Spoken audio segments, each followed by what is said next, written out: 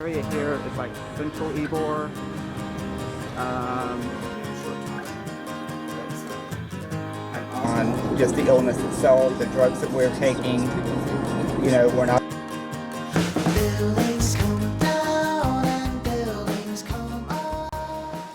Hi guys, I am just jumping on really quick. I was gonna, try to help a lady out that sent me an email a few days ago, and she's a little bit confused on being diagnosed as far as having the ankylosing spondylitis and all this good stuff and everything that kind of goes along with it.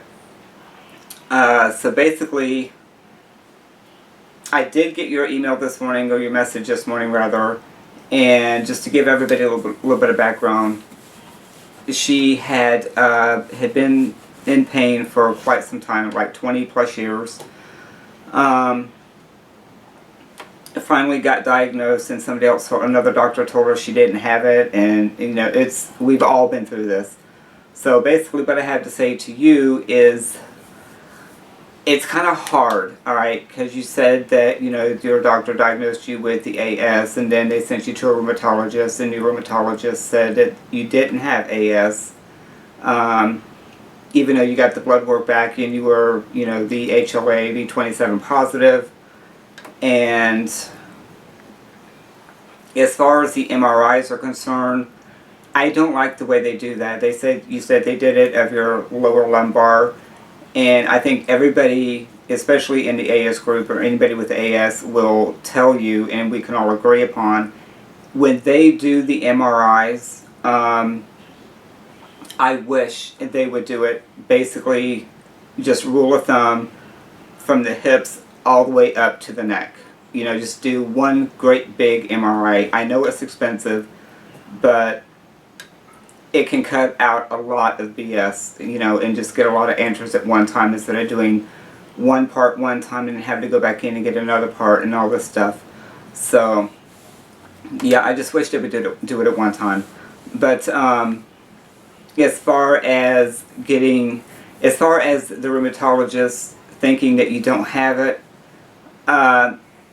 and not looking at your other conditions, and I did fail to mention this just now, she does have different other ailments, autoimmune conditions other than the possible AS.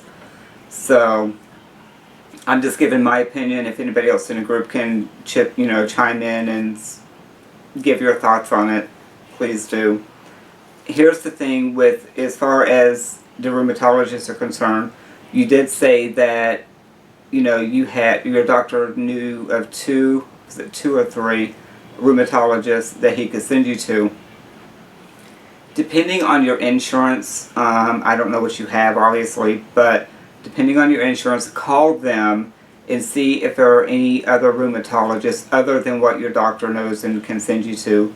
Because a lot of times you can, depending on your policy, you can choose your own physician or your own specialist or whatever. And if you can do that, I would definitely do that, because it's hard when all the doctors are in a grouping, as it were. They all kind of know each other, so they have a tendency to send you to the person that they know. So if you could all do that, call the insurance company and say, hey, look, this is what's going on. I don't feel comfortable with the rheumatologist that my physician sent me to. Can we find another rheumatologist within the area? And it is possible that you can do that. So that's one thing. If that is possible, go in and give them the whole background, give them everything that you have on hand, and explain to them, that you really want to find out what's going on. Make them listen to your other conditions that you have on top of the possible AS, and then, try, not force them, but just kind of like encourage them, say, look, can we get some new MRIs done or new x-rays done from the hips up? See if they can do, a lot of times they look at us like we're idiots anyway, but it's worth a shot. I got very lucky with my rheumatologist. I can pretty much call them up and say, hey, this is what's going on, and we need to get an x-ray done. and it's done that day, you know. So I lucked out in that department, and unfortunately a lot of people do not. So that's one thing. If not, if they can't get to another rheumatologist, I would go and maybe try the other rheumatologist that he knows, and again do the same thing. Just go in there. You know, you have to be a little bit bold about it and say, look, this is what's going on. I'm HLA B27 positive. They're saying I don't have any fusing in the MRI, which I can, you know, I can see that. The problem is everybody with AS goes through different things. Like with me, I hurt since I was in my early teens. I have suffered with this. But the fusing probably didn't really get started until maybe 10 years ago. And even then, some of the x-rays didn't even show it until they had progressed. But that's why the MRIs are very important. So, yeah, just, you know, be upfront with them and say, you know, I really wish we get this done. I need to know what's going on. Explain to them all the other autoimmune conditions. Take everything you have with you. Your medical, you know, your medical background, that is your Bible. Take that with you and say, look, this is what we are dealing with. So,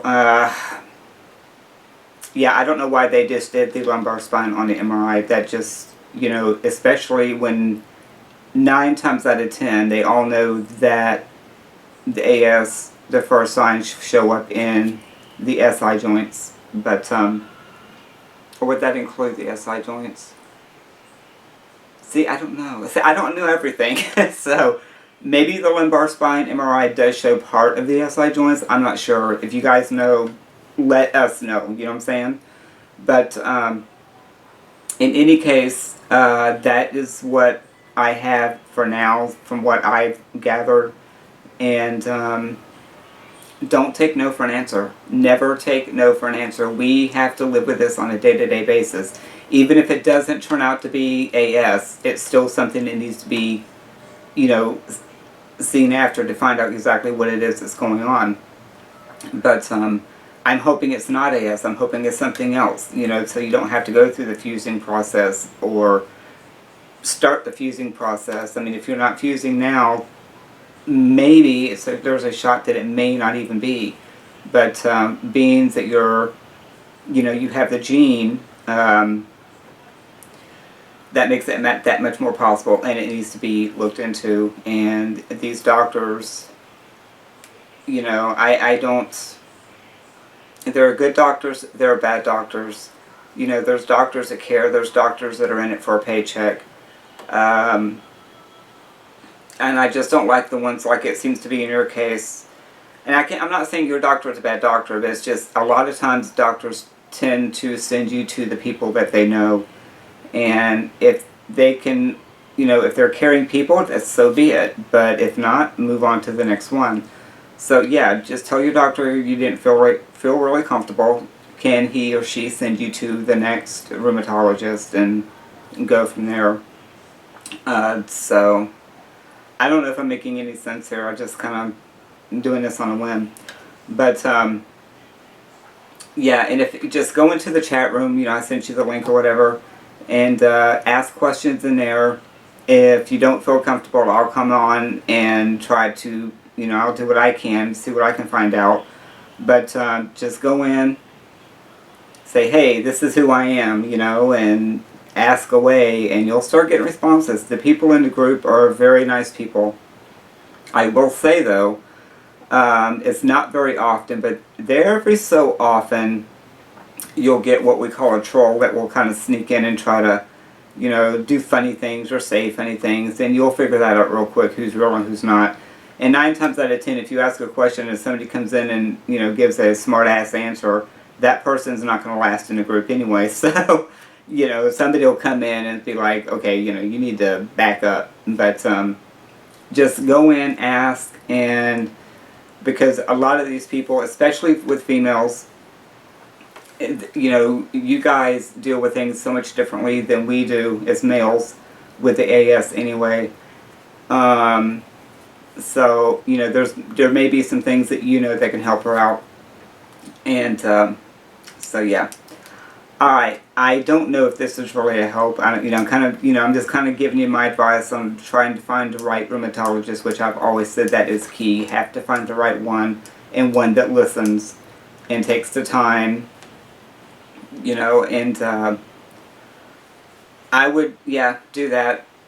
Call the insurance company, try to, talk to them and see if there's another rheumatologist that you can go to see that your insurance covers. Um, and just go in guns blazing and don't take no for an answer.